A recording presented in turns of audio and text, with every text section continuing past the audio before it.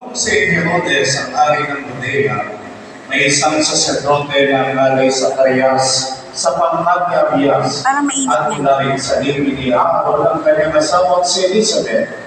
Kapwa sila kalugod sa paningin ng Diyos. Namumuhay ng ayon sa mga utos at tuntunin mula sa Panginoon. Wala silang anak, sapagkat maog si Elizabeth at sila'y matanda na. Ang pangkat ni Zacarias ang nanunungkulan noon at siya'y naglingkod sa harapan ng Diyos bilang saserdote.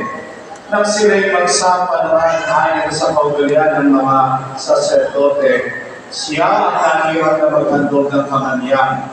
Kaya pumasok siya sa templo ng Panginoon sa oras ng pagsusunog ng kamanyang, samantalang nagkakatipon sa labas ang mga tao at nananalangin. Walang ano'y napakita sa kanyang isang anghel ng Panginoon nakatayo sa gawing kanan ng damba ng sunugan ng kamanyang.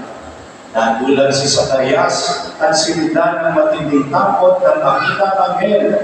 Ngunit sinabi nito sa kanya, "Huwag kang matakot, Zacarias, dininig ng Diyos ang panalangin mo.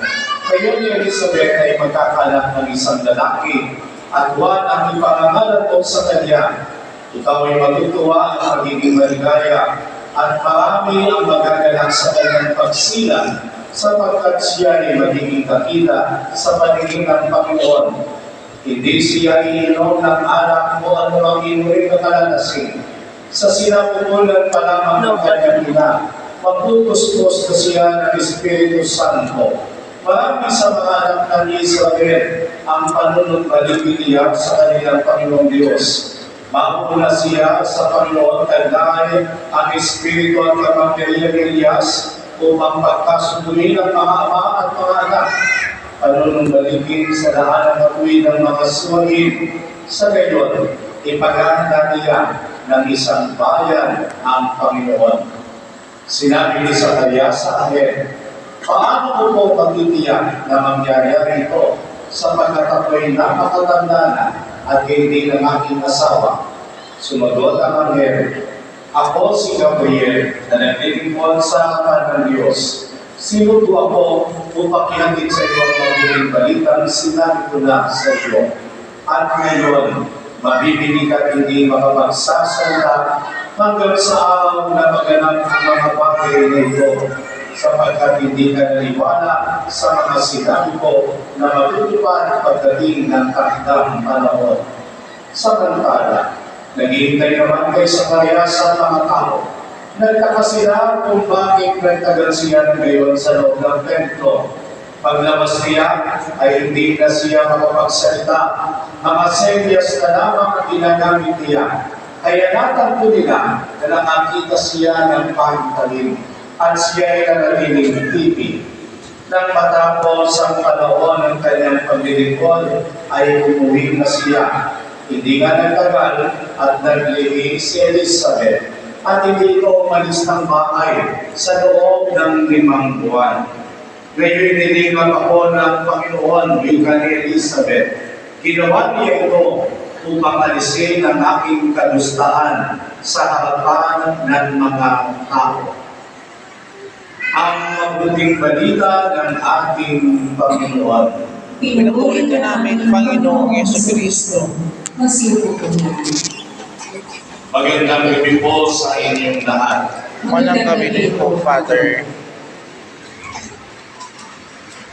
Itinatagda ng ating diocese na sa bawat pagdiriwang ng misa sa pagpapahayag ng salita ng Diyos sa ating pagninilay ngayong simbang gabi ay manood nawa sa ating isip at puso ang pagsasabuhay natin ng katapatan at karangalan sa harapan ng Diyos. Kaya bawat araw, itinatagal sa atin ang mga lingkod ng Diyos na nagpamalas ng buhay na halimbawa ng pagiging matapat at marangal na pamumuhay. Sana bawat araw tayo ay mabigyan ng inspirasyon tulad ng ipinapahayag ngayon sa Ebanghelyo. Kapatid, Kanina, bago mag-misa, ay ikinuwento sa atin ang buhay ni Father Al. Siya ay isang Amerikano, pero ang puso niya ay Pilipino. Siya ay nagpamalas ng kanyang katapatan sa kanyang bukasyon bilang isang pawi. At nais siya na ang paglilingkod niya ay makipalaba, lalo-lalo na sa mga kamakaman na nawalan ng mga magulang, bunga ng ligmaan. Kaya naroon ang kanyang habag, naroon ang kanyang awa na sila ay tulungan. Pagbukuhin ang mga tao at sa harap ng Diyos ay ituro sa kanila ang pananalangin, pagtitiwala, at ito ay magbunga ng katapatan at isang marangal na pamumuhay. Pero alam niyo, siyempre, iba ang nasasaloob ng ilang kabataan na pinapasok sa Boys Town, sa Girls Town, nung araw, yun ang panakot sa amin. Kapag ikaw ay pasaway, kapag ikaw ay ayaw magpino, ipapasok na namin sa Boys Town. Kasi ang idea, ikukulong ka doon, hindi ka makakalabas.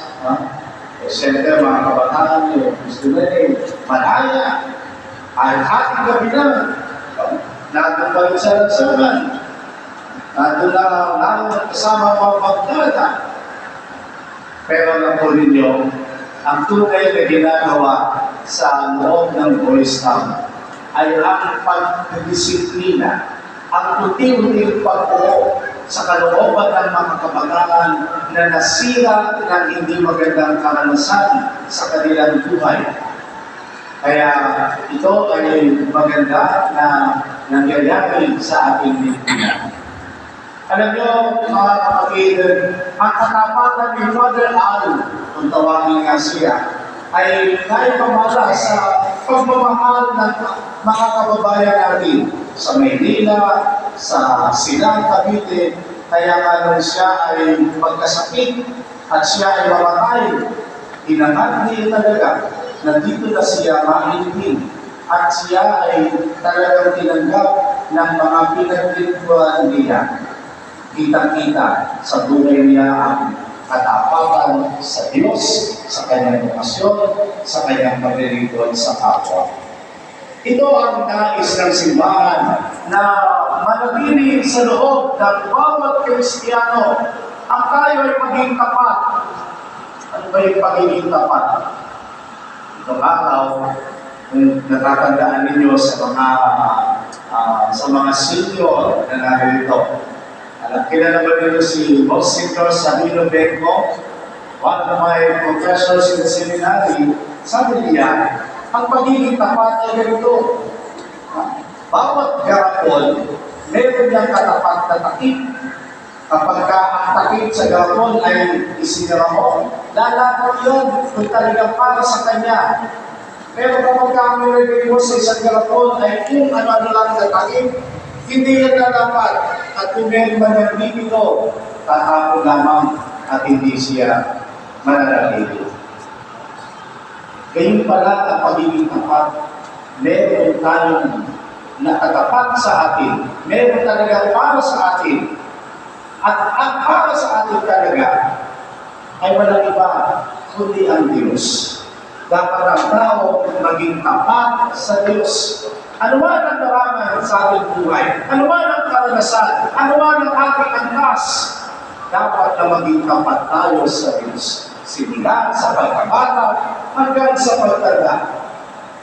Kaya sina Zacarias at Elizabeth, sa mahabang panahon na kanilang pagdarasal sa Diyos, pagkaloob mo sila ng anak, pero mahabang panahon na sila ay naghihintay. At sa panahon ng paghihintay, sila'y nanatiling kalugod-lugod sa Diyos. Laging sumusunod sa mga utos ng Panginoon. Sila ay tapat. Sila ay may marangal na pamumuhay. Sa mga ng Panginoon, ito ang kanilang naraman. Pero kaiba sa paningin ng tao. Dahil si Elizabeth ay baon, sila ay matanda na. Kaya ano ang kanilang karanasan, ang kamustahan sa paningin ng kanilang kapwa. Dito ay hinako sila ng ating Panginoon Diyos. Kaya napikan ni Elizabeth sa kanyang sarili. Ginawa ito ng Panginoon, purihin ang kanyang pangalan. Dahil ang nais niya ay hamuin kami, alisin kami sa kamustahan sa harapan ng mga tao. Mga kapatid, nagbubunga ng mahina ang katapatan natin sa Diyos. Ang pamumuhay natin ng maraan. Alam niyo kung bakit? Dahil ang ipinagkaloob na anak kaya Zacarias at Elizabeth ay naging pagpapala din, hindi lang sa mag-asawa, kundi sa buong bayan ng Diyos. Dahil ang kanilang sisilan ay si Juan na taga-Binyan. At sa kanyang pagbibinyag, maraming mga tao ang mapapanumbalik niya sa Diyos at sila'y magkakamit ng pagpapala ng Diyos. Kaya tama yung pangalan niyang Juan, ang Diyos ay mapagpala. Sa gabi ito, kinakalitan natin ang mga salita ng Diyos na itinahayag taon-taon. Binabalikan natin ang ating karanasan at iniugnay natin sa salita ng ating Panginoon. At makikita natin sa liwanag ng Espiritong Banal. Tayo ba tumatanggap